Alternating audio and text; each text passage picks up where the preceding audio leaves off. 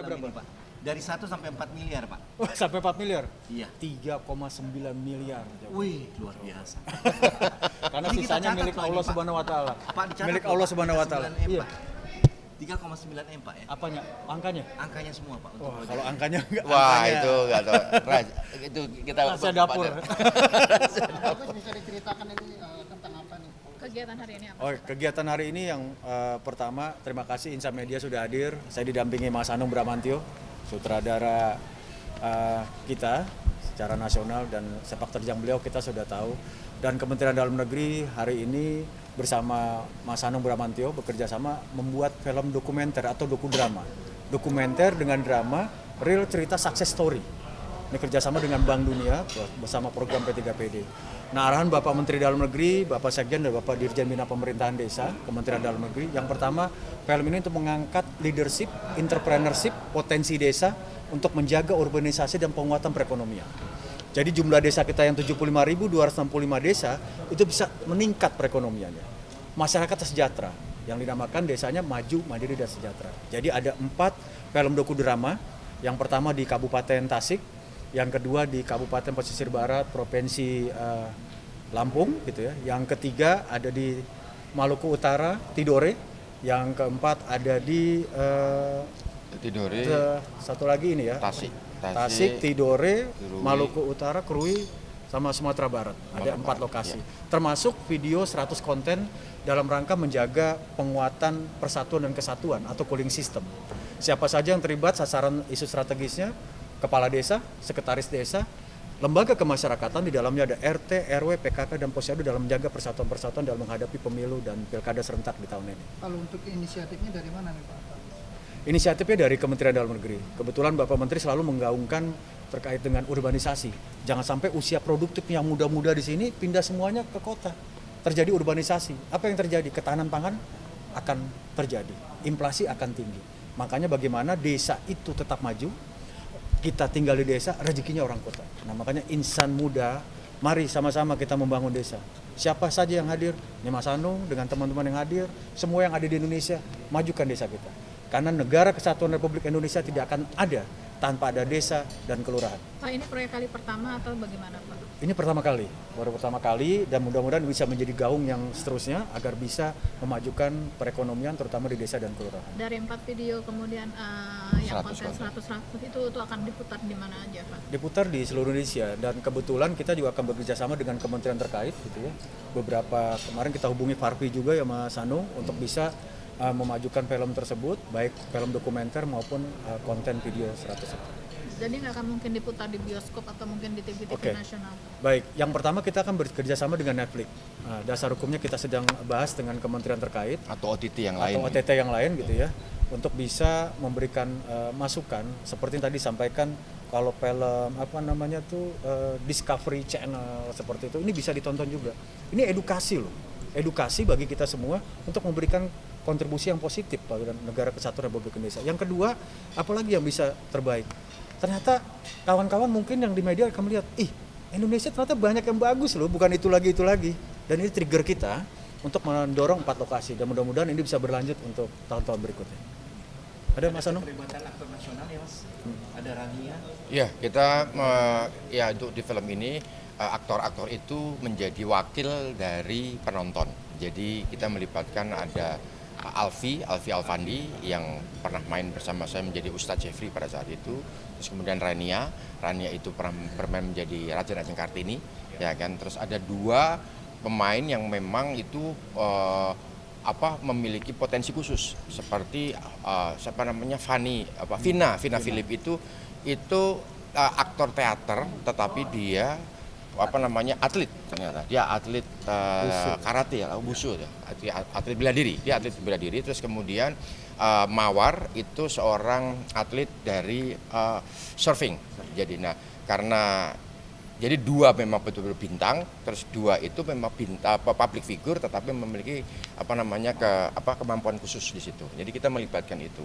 Nah, tidak menutup kemungkinan nanti kedepannya kita akan melibatkan para public figure yang lain kalau misalnya ini memang sangat diminati oleh penonton itu. Ada kemungkinan untuk misalnya masyarakat umum yang mau join itu gimana Pak caranya, Pak? untuk menonton. Untuk menonton Ya. kemudian mungkin. Kita tadi yang disampaikan, kita akan bekerja sama dengan stakeholder lain gitu ya, baik bioskop atau tadi salah satunya mungkin perusahaan TV swasta yang lain untuk bisa ditonton ke semua pihak gitu. Atau lintas kementerian. Lintas kementerian itu di kita sudah hubungkan. Nah, Kemendikbud, terutama ya. kalau di desa-desa ini kan kita ada TV lokal setempat di sana, itu kita kerjasamakan di sana. Karena penting kan itu. Jangan sampai dia terputus. Ternyata TV-TV lokal tidak bisa memutarkan dan ternyata informasi tidak tersampaikan sampai di tingkat desa. Itu rencana kita ke depan dan beberapa kementerian dan lembaga terkait sudah kita hubungi dan siap mensupport dan apresiasi dengan film ini, dan mudah-mudahan hari ini dengan adanya press conference bersama rekan-rekan media bisa mendukung semuanya, informasikan sedunia bahwa desa itu luar biasa indah. Mari kita majukan negara kesatuan Republik Indonesia melalui film dokumenter dan menjaga persatuan dengan 100 video konten. 100 video konten berarti udah jadi ya Pak? Sudah Sudah jadi dan siap. Kalau ada 100 video konten, kita akan deliverynya di sosial media. Misalnya seperti Instagram, TikTok, dan semuanya 100 konten itu akan kita delivery semua. Dan kita bekerja sama dengan KOL, bekerja sama dengan public figure untuk bisa delivery itu. Durasinya sendiri variasinya dari berapa sampai berapa? Maksimal di 3 sampai. Karena kan kita kalau yang namanya konten lebih dari itu tidak akan mungkin bisa efektif sampaikan. Tapi kalau untuk dokumenter kita 50 menit, dan ini memang kalau dengan dokumenter memang harus ditonton secara khidmat. Makanya kita sedang merancang, mencari cara bagaimana caranya agar supaya masyarakat bisa menonton secara khidmat gitu kan. Kebetulan memang di lintas kementerian seperti Kemendikbud sudah punya channel namanya Indonesiana kan. Jadi kita bisa bekerja sama dengan itu juga ya kan. Itu juga salah satu OTT ya. Program ini berlanjut ke 2024 atau gimana? Insya Allah ini program yang ke depan sedang kita ajukan, mudah-mudahan mendapat support dan dukungan. Dan sebagai keberlanjutan, nah trigger keberhasilan 2023 juga akan bisa mendorong untuk berlanjutan 2024. Nah kalau kita lihat hasilnya luar biasa hasilnya yang diproduksi oleh Mas Anung dengan tim, dan film ini akan kita coba nobarkan di Jakarta Theater pada tanggal 2 Desember dan 4 Desember pada jam 4 sore di hari Sabtu dan Senin. Nah mudah-mudahan rekan-rekan semua insan media dan yang lainnya bisa hadir untuk menonton, kita gaungkan ini supaya bisa sampai kepada masyarakat. Nah,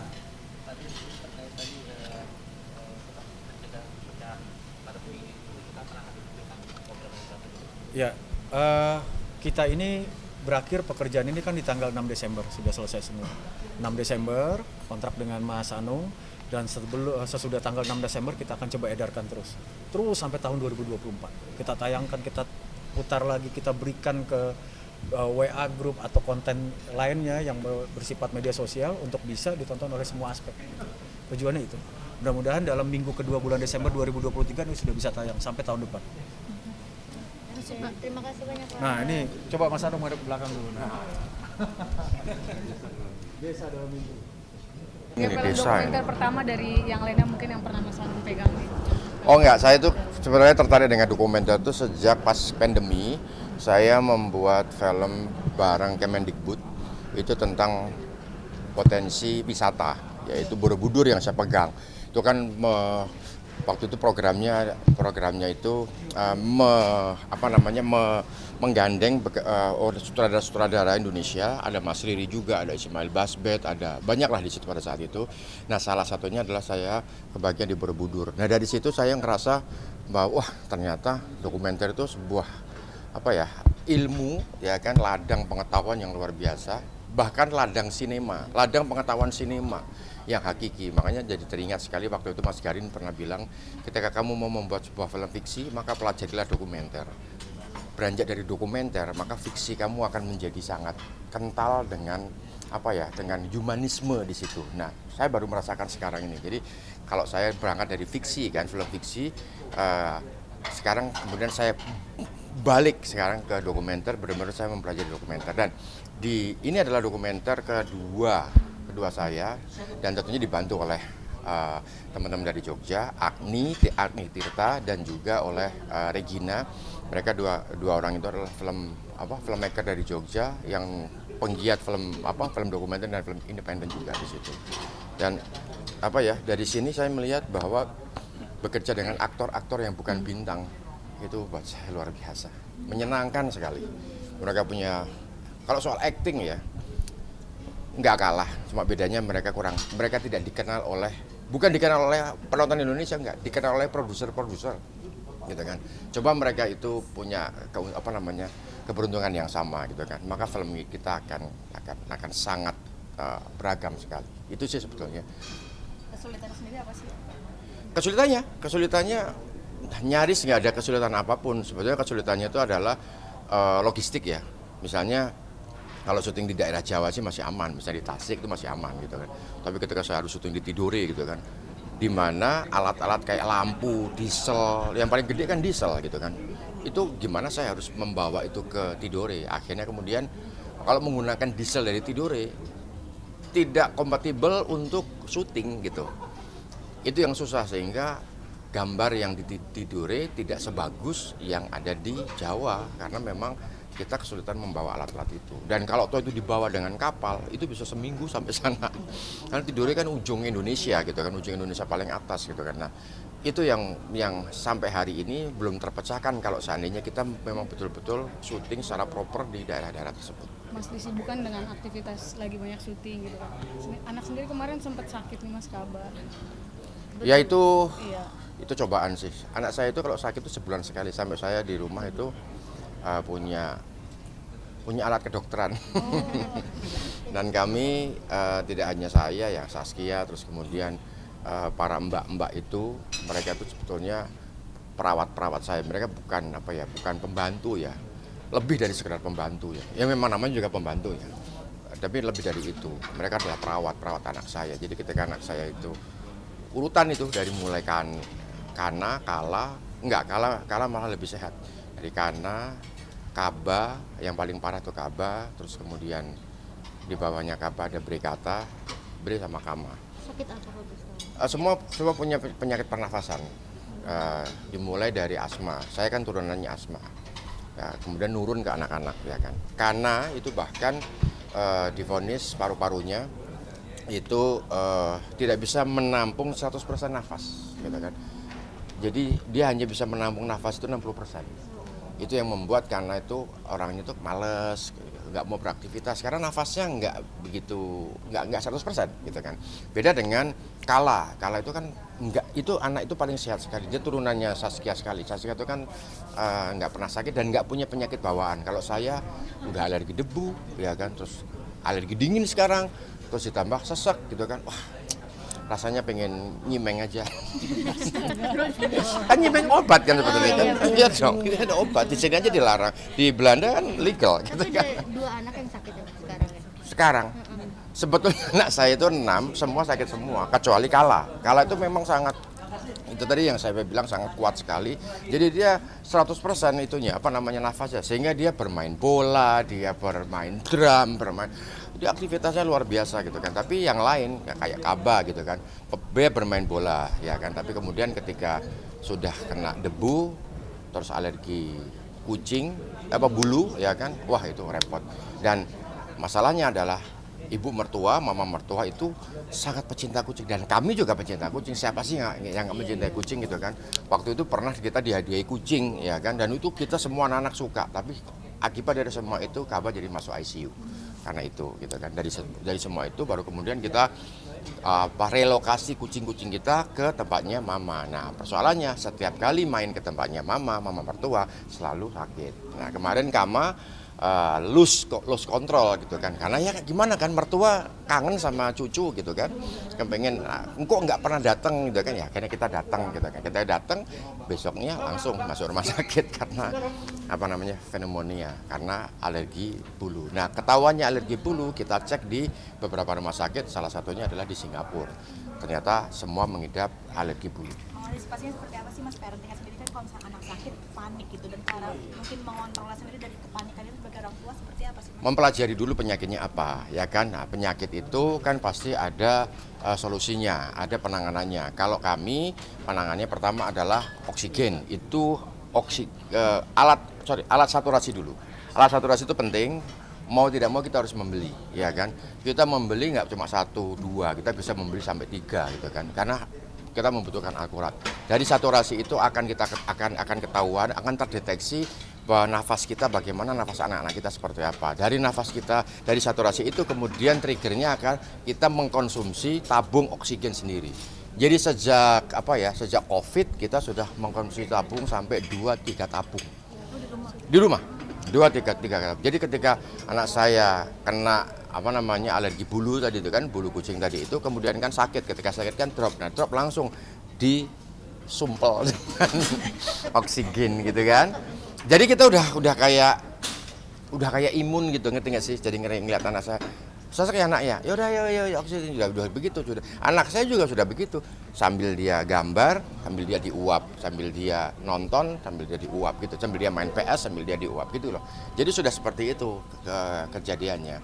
Nah anehnya ketika work from home atau school from home itu kita tidak pernah sakit. Di Jogja kita tidak pernah. 2 tahun kita di Jogja tidak pernah sakit sama sekali. Tapi ketika pindah di Jakarta, sebulan sekali selalu sakit. Dan itu kayak arisan. Anak pertama sembuh, kemudian anak kedua, anak ketiga. Tapi nggak boleh kecapean ya Mas? Apa karena udah Bukan soal kecapean ya kan. Iya, enggak sih, kalau kecapean sih enggak. Bersinggungan. Kan sekolah kan kita bersinggungan dengan orang, anak-anak yang punya habit yang berbeda. Mungkin di rumahnya punya habit kucing, ya kan? Nah, kucing itu kan berbahayanya kucing, dibalik kelucuannya kucing, ya bulunya itu kan nempel. Nah, ketika dia nempel di baju salah satu itu kan kita nggak tahu kan. Maksudnya kan ketemu sama anak harus, kamu ada kucing nggak? Kamu ada kucing nggak? Kan nggak mungkin, ya kan? Jadi ya udah kontelan sama teman-temannya, itu kemudian pulang tiba-tiba kok udah pucat gitu kan. Dia selalu seperti itu. Sampai kemarin kakinya dari Jepang sendiri langsung ke Indonesia. Saskia dari Jepang, ya salahnya Saskia harus ke Jepang itu aja. Kenapa salah Mas? Ya salah, hah? Kenapa salah? Saya di Paris, ya kan. Saya di Eropa, Saskia ke Jepang. Terus siapa yang jaga rumah itu kan?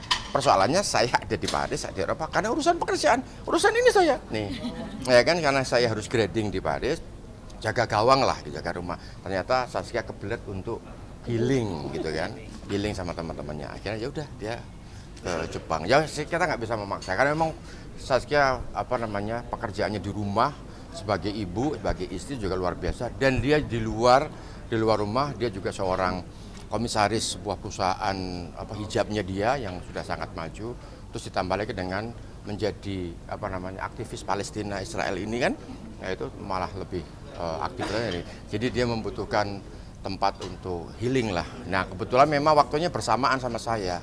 Terus saya bilang, kenapa sih harus ketika saya pergi kamu juga ikut pergi gitu kan? Kenapa nggak bagi tugas aja gitu kan? Tapi memang nggak bisa karena akhir tahun kita sudah sama-sama sibuk dan anak-anak libur gitu kan. Hanya memanfaatkan waktu seminggu aja. Ya udah ketika dia pergi, ketika dia pergi 3 hari di sana dikabarin Kama sama Kala kebetulan. Kalau Kala kayaknya salah makan. Udah berapa Jadi, hari berarti? apa? Udah berapa hari dirawat? 3 hari udah sakit, dari keempat masuk rumah sakit. Panik attack juga masih Bang. Kita panik karena saturasinya nggak naik-naik, ya kan, sudah di infus, sudah di oksigen tapi nggak naik-naik, akhirnya terus kemudian ya diinjek, mau nggak mau diinjek, injeksinya lewat infus tadi itu. Ya Kama kalau udah dia kalau kena serangan dia pasti akan lemas, tapi ketika serangannya udah nggak ada dia udah joget-joget gitu aja. Iya, di joget-joget Iya. di Instagram ya Mas. Iya. Berarti saat ini masih di rumah sakit Mas? Oh enggak, sudah keluar. Sudah sehat dan sudah sekolah. Dan itu pada saat di rumah sakit, hari kedua di rumah sakit, seharusnya hari ketiga dia masih di rumah sakit, tapi dia ada konser di sekolahnya. Dan dia sudah latihan.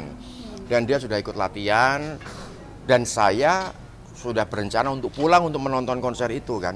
Akhirnya dia dipaksa keluar dari rumah sakit untuk konser, setelah itu masuk lagi ke rumah sakit. Juga kayaknya happy aja gitu. Konsernya happy aja, tapi kan kita belum ketemu sama dokter, belum dianalisa sama dokter gimananya gitu kan, belum dapat evaluasi dari dokter secara maksimal gitu kan, maka kembali dulu ke rumah sakit untuk dilihat lagi. Setelah dilihat sama dokter, dievaluasi sama dokter udah oke, baru bisa keluar. Nah, Kama bisa keluar duluan, sementara Kala 1 hari setelahnya. Ya biar membakar masih Mas, apalagi anak sebulan ada aja gitu yang sakit gitu. Asuransi kan terus Kan kita ada asuransi. Mau tahu asuransi saya? Enggak, kita ada asuransi. Dan ternyata asuransi itu penting sekali. Memang terlihat per bulan besar ya, tapi kita ngambilnya per tahun. Per tahun besar sekali. bisa ratusan juta Mas satu anak. Enggak lah, enggak. Tapi kita all risk. Di asuransi kita mengambil oris. Dan itu sangat penting sekali ternyata asuransi.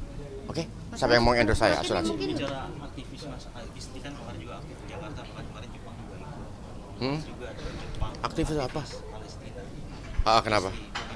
Ikut itu di Jepang. Jalan juga di Jepang. Oh, kalau soal Palestina apa segala macam itu jelas sikap kami itu sama. Artinya sikap kami tidak ada yang berseberangan bahwa ini sudah bukan persoalan agama, ini betul-betul persoalan kemanusiaan, ini persoalan ada orang gila ya kan yang menjabat sebagai Perdana Menteri dan kemudian melakukan genocide. Udah itu aja. Makanya kemudian dari sini ketika orang sudah berkuasa, maka godaannya adalah bagaimana dia menerapkan kekuasaannya itu untuk kemaslahatan umat atau untuk kehancuran. Nah, ternyata si Perdana Menteri satu ini itu cukup, waduh, dia lebih gila daripada Hitler ternyata gitu kan. Nah, karena itu makanya kita harus bersuara. Tadinya sih kita masih pada awal-awal konflik yang dulu kita masih mencoba untuk netral gitu kan. Tapi setelah kita mempelajari dengan detail, dengan teliti bahwa ternyata ya namanya penjajahan harus dihapuskan. Itu makanya kemudian kita bergerak.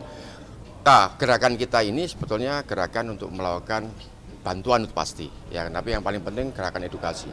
Edukasi ke seluruh masyarakat Indonesia yang masih belum berani bergerak, belum berani bersuara untuk bilang bahwa ini penjajahan kok. Dan kalau kalian hidup di Indonesia tapi kalian membela penjajah, ya suatu hal yang ironis sekali. Yang karena kita itu bisa seperti ini karena kita melakukan perlawanan dengan penjajahan dari Jepang, Belanda maupun penjajahan yang dilakukan oleh para priayi-priayi, oleh para juragan-juragan tanah, para bangsawan-bangsawan yang memeras itu kita perangi. Lah kok ada yang masih membela penjajah. Itu aja sih. Jadi kita tidak hanya sekedar memberikan bantuan, tapi kita juga memberikan edukasi. Insya Allah ini nanti kalau dilancarkan, insya Allah saya akan membuat dokumenter tentang itu. Tapi itu nanti. Mas Anang, berarti kata dokter bisa sembuh nggak sih penyakit anak-anak itu? Atau Bisa, semua penyakit bisa sembuh. Kayak saya ini kan sekarang sembuh alhamdulillah karena sudah. Tapi kan yang namanya udara siapa yang bisa melihat? Ya kan, masa kita melakukan genocide terhadap kucing nggak mungkin kan? Karena emang persoalannya kan ada di kucing, ya itu. Terus udara mau gimana? Ya kalau mau disuruh milih adalah sebaiknya kita tinggal di Jogja, kembali ke desa. Bukan karena ada ini ya, saya memang suka desa, gitu kan. Dan saya sedang membangun desa dan punya rumah di desa, kita kan menyenangkan sekali desa. Oke? Mas, mungkin anak-anak Siapa? Udah, rumah sakit kapan ya? Udah 4 hari yang lalu, 4-5 hari. 5 hari doang di rumah sakit, 4 hari. 4 hari di rumah sakit. Ya, oke. Mas, mungkin anak-anak kan udah pada besar nih, namanya juga kan mereka namanya Nikala, Kaba, terus ada Bre, ada Bumi juga. Itu gimana sih Mas mungkin idenya? Kenapa sih ngasih nama unik-unik seperti itu? Saya menggunakan bahasa Sanskerta itu karena Indonesia memang sangat kaya ya dengan. Saya nggak mau menamai dalam satu suku, yaitu suku Jawa aja atau Minang saja atau Sunda aja nggak mau. Tapi saya mencoba untuk mencari bahasa yang lebih umum tapi masih mengakar di Nusantara, yaitu Sanskerta. Jadi Kala itu dari Sanskerta, Brawijaya kita semua tahu lah Brawijaya, Bumi, terus kemudian Kana, Sibila. Kalau Sibil kita dari bahasa Timur Tengah gitu kan. Itu. Oke, cukup? Ya. Makasih banyak Kak. Sama-sama. Ya, Mas Anang istri kemarin juga nggak sih yang harusnya mungkin healing, tapi ternyata di Jepang dia malah ikut lomba juga untuk membela Palestina.